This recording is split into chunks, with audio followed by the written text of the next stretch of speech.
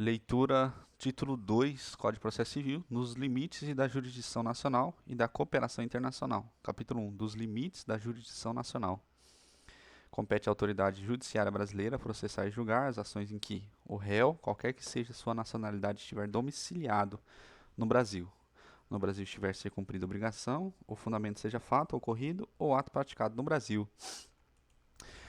Para o fim do disposto no inciso 1, domicílio no Brasil, considera-se domiciliado no Brasil a pessoa jurídica estrangeira que nele tiver agência, filial ou sucursal. Compete ainda à autoridade judiciária brasileira processar e julgar as ações de alimentos quando o credor tiver domicílio ou residência no Brasil, o réu mantiver vínculos no Brasil, tais como posse ou propriedade de bens, recebimento de renda e obtenção de benefícios econômicos decorrente de relações de consumo, quando o consumidor tiver domicílio ou residência no Brasil, em que as partes, expressa ou tacitamente, se submeterem à jurisdição nacional. Compete à autoridade judiciária brasileira, com exclusão de qualquer outra, conhecer de ações relativas a imóveis situados no Brasil, em matéria de sucessão hereditária, proceder à confirmação de testamento particular e ao inventário, e à partilha de bens situados no Brasil, ainda que o autor da herança seja de nacionalidade estrangeira ou tenha domicílio fora do território nacional. Em divórcio, separação judicial ou dissolução de união estável, proceder à partilha de bens situados no Brasil, ainda que o titular seja de nacionalidade estrangeira ou tenha domicílio fora do território nacional.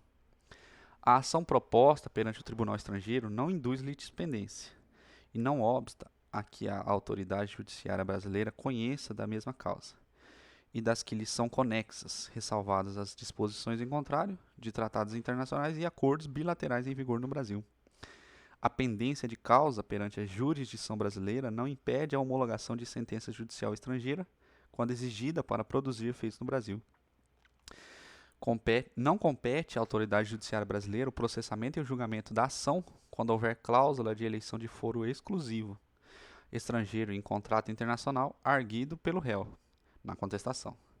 Não se aplica o disposto no caput às hipóteses de competência internacional exclusiva prevista neste capítulo. Aplica-se a hipótese do caput no artigo 63, parágrafo 1º e 4º. As partes podem modificar a competência em razão do valor de território, elegendo o foro onde será proposta a ação oriunda de direitos e obrigações.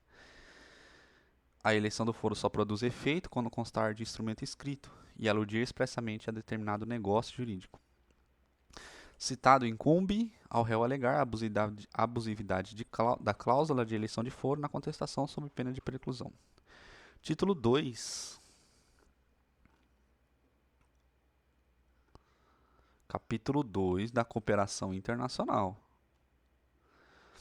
Seção 1. Disposições gerais. A cooperação jurídica internacional será regida por tratado de que o Brasil faz parte e observará o respeito às garantias do devido processo legal no Estado requerente e igualdade de tratamento entre nacionais e estrangeiros, residentes ou não no Brasil, em relação ao acesso à justiça e à tramitação dos processos, assegurando-se a assistência judiciária aos necessitados. A publicidade processual, exceto nas hipóteses de sigilo prevista na legislação brasileira ou no Estado requerente. A existência de autoridade central para a recepção e transmissão dos pedidos de cooperação. A espontaneidade da transmissão de informação à autoridade estrangeira. Na ausência de tratado, a cooperação jurídica internacional poderá realizar-se com base em reciprocidade, manifestada por via diplomática. Não se exigirá reciprocidade referida no parágrafo 1º para a homologação de sentença estrangeira. Na cooperação jurídica internacional não será admitida a prática de atos que contrariem ou que produzam resultados incompatíveis com as normas fundamentais que regem o Estado brasileiro. O Ministério da Justiça exercerá as funções de autoridade central, na ausência de designação específica.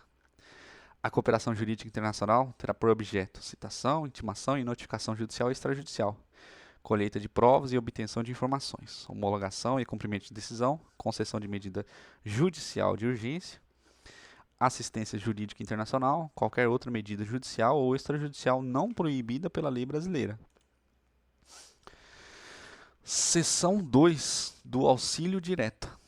Cabe Cabe auxílio direto quando a medida não decorrer diretamente de decisão de autoridade jurisdicional estrangeira a ser submetida a juízo de delibação no Brasil.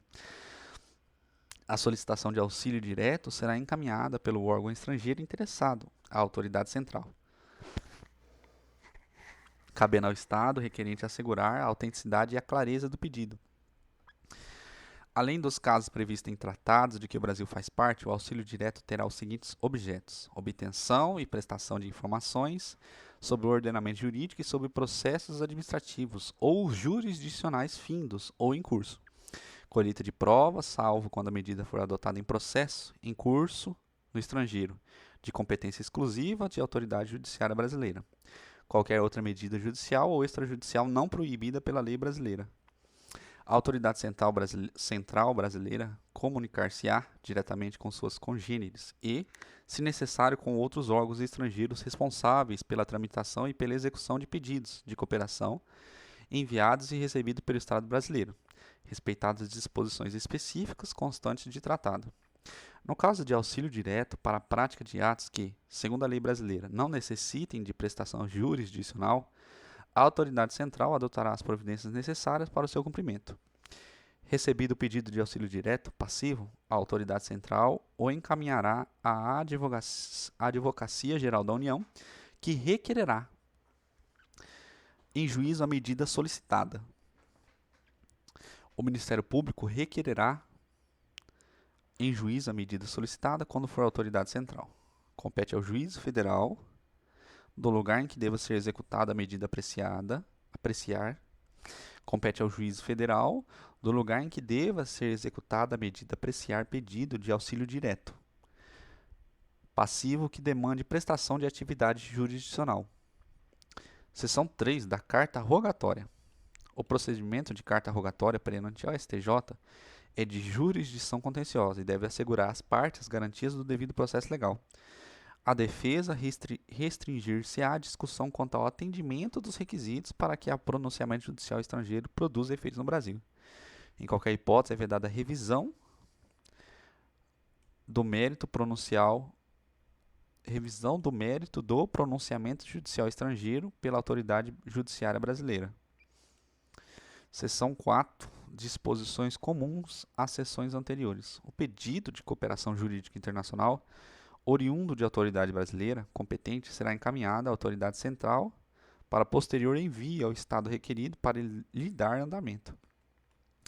O pedido de cooperação oriundo de autoridade brasileira competente e os documentos anexos que o instruírem serão encaminhados à autoridade central, acompanhados de tradução para a língua oficial do Estado requerido. O pedido passivo de cooperação jurídica internacional será recusado se configurar manifesta ofensa à ordem pública. A cooperação jurídica internacional para execução de decisão estrangeira dar-se-á por meio de carta rogatória ou de ação de homologação de sentença estrangeira, de acordo com o artigo 960. A homologação da decisão estrangeira será requerida por ação de homologação de decisão estrangeira, salvo disposição especial em sentido contrário previsto em contrato. Considera-se autêntico o documento que instituir pedido de cooperação jurídica internacional, inclusive tradução para a língua portuguesa, quando encaminhada ao Estado brasileiro por meio de autoridade central ou por via diplomática, dispensando-se a juramentação, autenticação ou qualquer procedimento de legalização. O disposto no caput não impede, quando necessária, a aplicação pelo Estado brasileiro pelo princípio da reciprocidade de tratamento. Fim.